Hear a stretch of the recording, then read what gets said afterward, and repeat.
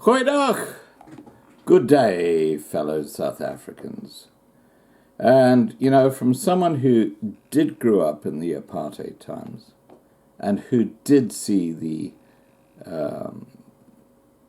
inequality that was going on, and one of the key reasons I left South Africa in 1986 was because of apartheid.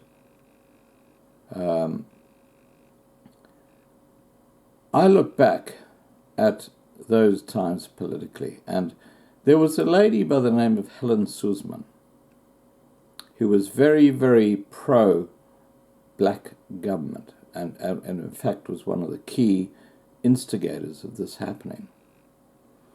And I will attach below her Wikipedia page so you can read this for yourself. Her post-parliamentary career, 1989 to 2009. Susman was appointed by Mandela to the first Electoral Commission of South Africa that oversaw the first election based on universal franchise in 1994.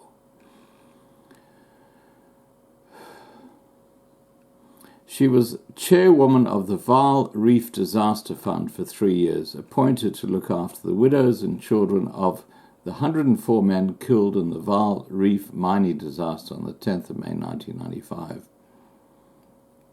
She was president of the South African Institute of Race Relations, one of the premier research institutions in South Africa. She served as a member of the Human Rights Commission from 1995 to 1998. She was present with Mandela when he signed the new constitution in 1996.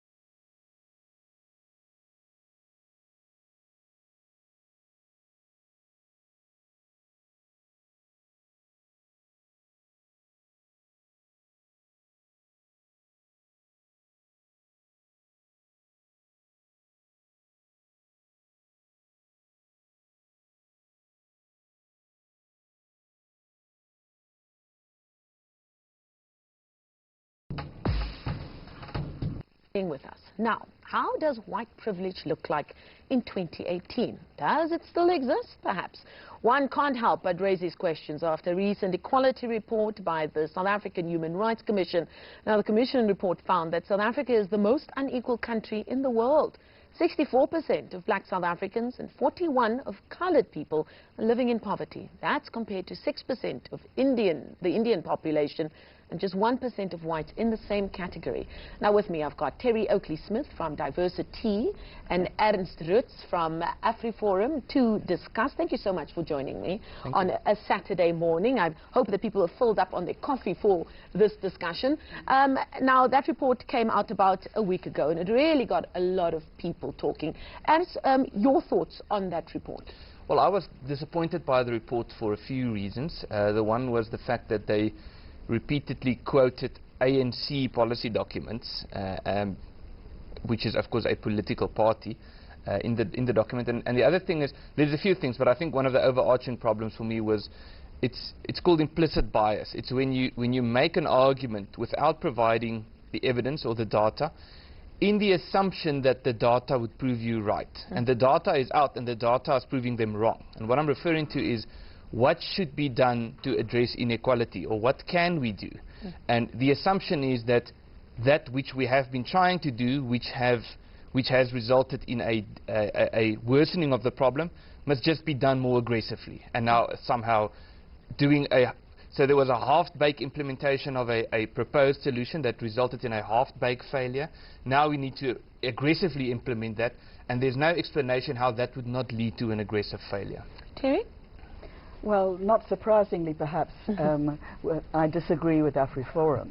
I mean, I think, first of all, it's important to separate white privilege from the results of the Human Rights Commission report. Indeed. Now, we're going to get there, but I wanted to get your thoughts on this report specifically first. Well, I mean, I think the report is a shocking indictment on where we are in South Africa 24 years after democracy. I, as a white person, feel profoundly ashamed that only 1% of South Africans live in poverty, whereas more than 60% of black Africans live in poverty. I think if you also look at NEET, those people who are in education, employment or in training, the numbers are even worse. The vast majority of young black South Africans are unemployed. And even today, Marcel, it's easier for a white person to get a job, for a white person to be assumed to be competent, than for an African, a colored, and to some extent for an Indian. So I think our country is in a really bad position regarding inequality, political parties notwithstanding. Now, and I hear what you're trying to say. You're saying that, and I think you were trying very hard not to use the term radical economic transformation, because you're saying that because certain programs from the ANC government has not worked, now they want to do more of what they have failed to actually do. But if we could just look at that specific, the numbers that were given to us, and even just looking at South African society, you have to admit that the vast majority of South Africa that is living in poverty is black, and the least amount of people living in poverty is white. Yes, certainly. And that speaks to white privilege, does it not? No, it doesn't. How does it speak to white privilege? Well, I can tell you why it's not speaking to white privilege. There are a variety of reasons, and I think part of the problem is this idea of cultural relativism, which implies that if different people do things in different ways, the result will always be the same. And if the result is not the same, it's because the one has necessarily oppressed the other. It's not necessarily true in post-apartheid South Africa. So, for example, the fact that 1 in 3 black children, black babies who are born in South Africa, are born into families with without both of their parents, which has a significant impact on their chances of succeeding. The fact that 80% of schools in this country are dysfunctional, and it's mostly the schools in black areas. The fact that it has been found the reason why black schools are failing is not because white people are oppressing them, it's because black teachers are not showing up to teach. The fact that there's a big variety of problems in South Africa, but those aren't looked at because the problem and the reason why they aren't looked at is because these white privilege activists, it appears, I want to say the majority of them, but at least those who are most vocal, are driven more by their envy or perhaps even their hatred for the haves than their compassion for the have-nots. So when they see lines of inequality and they see white people have a lower level of unemployment, they are more angry about the fact that white people have more jobs than they are angry about the fact that black people have less jobs. And the question is, how do we solve that? The question that should be solved by fixing these things that I've mentioned. Instead of that, the proposed solution is we must have redistribution. That's not going to solve the problem. But Ents, what it sounds like is that you're saying that we just magically got to this place where we're sitting with these issues of inequality. You have to admit we have many generations of people living in poverty right now. Is that because we have generations whose lives were impacted by the fact that there was a system put in place so that a privileged race class could rise and rise and rise. And we're talking about apartheid there. And the genius of apartheid was the fact that they knew that it would reach its sell-by date. And once it did reach its sell-by date, that the generations of that white privileged class that followed would continue to reap the benefits of the better education, of being able to live wherever they wanted to, having better loans, being able to do whatever they wanted, and the vast majority of the country not being able to. You cannot say that generations of white South Africans that have come after apartheid came to an end did not benefit from the many benefits that their parents, their grandparents and their great-grandparents had from that system that was put in place. Well, everywhere I've been in my life, I've been outperformed by black people. In primary school, in high school, at university. Because they were finally given a fair chance and a fair opportunity. Yes, like and they received proper education, which is something that the majority of black people in this country are not receiving. And it's not white people who are oppressing them. It's not white people who are the cause of the fact that black people, black children do not get textbooks. But there where it happens, there where the Department of Education actually do their job, or where they go to private schools or private universities or whatever, there it works. And yes, we can talk about apartheid, and we've been very vocal about our criticism on apartheid. And we should be, and we should continue to do so. But the assumption is somehow that if there wouldn't have been apartheid, again, this comes back to cultural relativism. If there wouldn't have been apartheid, that's the only explanation for black people living in poverty. As if apartheid never existed, black people would have all been rich and white, and there would have been perfect equality. There's no evidence that that would have been the case. Why am I saying this? Because there are many countries, or there are countries in the world that have never been colonized, that have never been oppressed by anyone, and those countries are the poorest countries in the world, poorer than black people in South Africa are today. So we must be it again comes back to the implicit bias. We can and we should attack and criticize apartheid, but we shouldn't have this implicit bias where we just assume certain things without having any evidence for this. Terry? So I think this is a very good example of mansplaining and white-splaining that's going on here. I'm grateful that you're giving me an opportunity to say something. I think there's complete confusion between white privilege and inequality. Indeed. Inequality is the result of apartheid. And it's not that apartheid has in some magical way stopped to function in the same way. Black people are still as underprivileged as they were during those years. You've only got to travel into a rural area to see that. They are less. And it's not possible for the government we have, with the policies it has going on, to change that. And I think that it goes far beyond cultural relativism. White privilege is very simple. It's a set of unearned privileges that come to you simply because you're white. Like what? If I go to school, for example, if my children or grandchildren go to school, they're very likely to see characters in books that look like them. That doesn't happen for black children. And would you give her a chance, please? It is not blatantly false. I went to school much more recently than you did. I looked. There were pictures of black children in the school. They are few and far between. This is something that's currently being researched. It's something that's completely unearned, and Ants makes the mistake, as many white defensive people do, of assuming it has to do with wealth. It doesn't. It has to do with those privileges we have that are unearned. I can tell you, Marcel, that if Ernst and a black person went in for an interview for a job, there would be an assumption, just looking at Ernst, that he is competent. He doesn't have to prove it. It's part of who he is. That's it comes more with his whiteness. Because it's more probable that a white and the black person would be more person that comes with him. And would you give her a chance to speak? We had a long conversation. Yes, yeah, but I find it a bit offensive that I'm accused of mansplaining. Okay, can I just finish my sentence, a little bit racist. Marcel, okay, can I just go finish ahead, my Terry. sentence? Yeah. That, and the black person coming in has to work really hard, and more especially if she's a woman, to prove that competence. And that is what white privilege is about. It's what we haven't earned, but that somehow or other is part of who we are. Now, the thing that shocked me the most of this report and various other reports, I remember listening to an interview that you did in radio last year, and it was about the South African Labour Force report that had come out that really showed that white men were still given preference in the workplace. And there are numbers to actually show that. Anecdotally, you just have to look at the Sunday papers when they announce who the new executives or promotions are. I will tell you the numbers, Ernst. The latest Employment Equity Commission report, which came out a couple of weeks ago, shows that the top 3 levels of employment, top management, senior management and middle management, are still grossly overrepresented by white people and white men in particular. That's one of the things. Okay. That white men have more money spent on them for training, which I find absolutely extraordinary, than do people of other racial groups, and also for recruitment and advancement. So one can blame the Department of Labour and say they haven't done nearly enough to monitor employment equity, but the actual statistics that come out show very clearly that we are still in a very privileged position as white people, and especially as white men.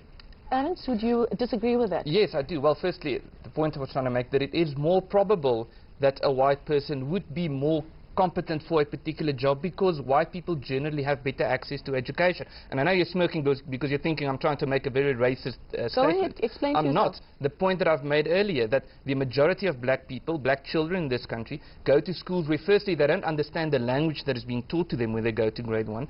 Secondly, it's schools that are not properly managed. I'm just quoting Stats South Africa. So that's firstly. Secondly, yes, it's true that on top management level there are more white people than black people. And senior management, yes, and middle management. Yes, which is, I think, less than 1% of the population of South Africa, so we need to look at the bigger picture. But what you are not proving is, why is this not the result of other things? Why is it exclusively the result of oppression? So a board sat together, for example, the board of whichever company, said, okay, we all agree we don't like black people, so how are we going to push the black people out, and how are we going to appoint white people? No, it's not like that, Arndt. That's simplifying it. Explain to me the oppression. I will explain to you. When that person goes in for an interview, guess what the board looks like? The board are usually white and usually male. Only one woman sits on a board of a top 40 country in South Africa. So they mainly look like you and me. We feel more comfortable with people like you and me. It's more likely that we're going to decide to put somebody who we feel comfortable with in those positions.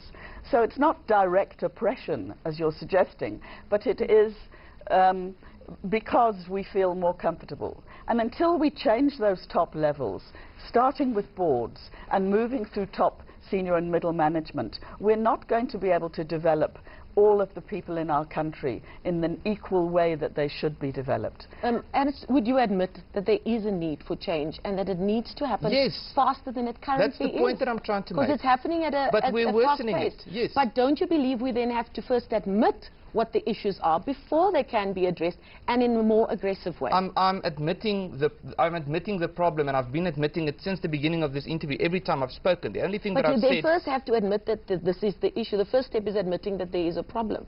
And you're saying that white privilege is not an issue. No, it's not, because it's not.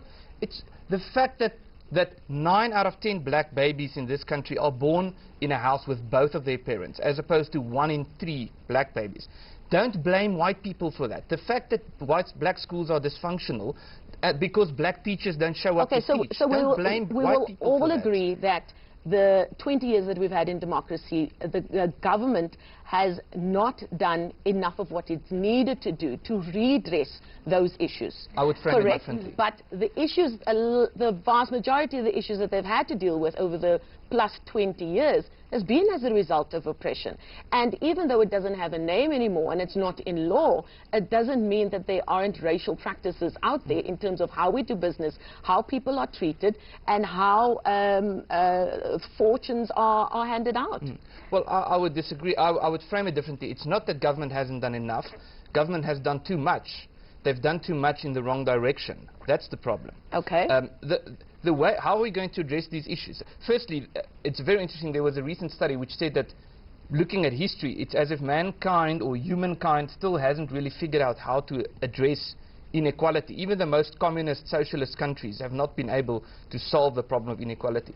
I think what we can solve is poverty. And how do we solve that? How do we fix that? We fix that firstly by fixing the education system. Secondly, by empowering people, by making it possible for people or easier for people to start their own companies, to employ people. Those are the things that we should have been doing. But what government has been doing to now has been counterproductive. So there's such an aggressive regulation of the labor market that it's becoming harder and harder to start businesses. It's becoming more difficult to employ people. And those things are worsening the problem. So where government has intervened, it has worsened the problem instead of the other way around. No, I mean, I think that, you know, government has tried in many ways, and in some ways have failed. And I'm not here to speak on behalf of the ANC. I'm actually in favor of far more radical economic transformation than is the ANC. But I think if you look at the kind of laws that have been put in place, like employment equity, like BBBEE, they have been put in place to try and provide a more equal playing field. The fact that many companies are very cynical about their implementation, the fact that many companies don't implement them at all or implement them maliciously, is not the fault of the laws themselves, but the people that actually implement them. There's just something about South Africa that somehow we're not moving forward. The news clip that we saw before we began about people still feeling okay to use the K word when they know that the kind of pain that can cause. The fact that only 18% of South Africans have any real friends of other races. I mean, how are we going to develop a country and develop equality in a country without making sterling efforts to educate each other about each other, to actually put aside our biases, as you say, and actually reach out to each other? It's not enough to just say 1 in 10 black children are born to single parents. I mean, many children are born to single parents who succeed very well. Yes. I don't think that can possibly be a reason why we have such gross inequality in South Africa. And I think it has to go back to the fact that we haven't done enough of what we should have been doing since apartheid. And that would be my contention. Unfortunately, we need to leave that conversation there. I'm sure people will find you on those Twitter streets to continue the conversation. Terry Oakley-Smith from Diversity Change Management Consultancy and Ernst Ritz from AfriForum. Thank you so much for your time.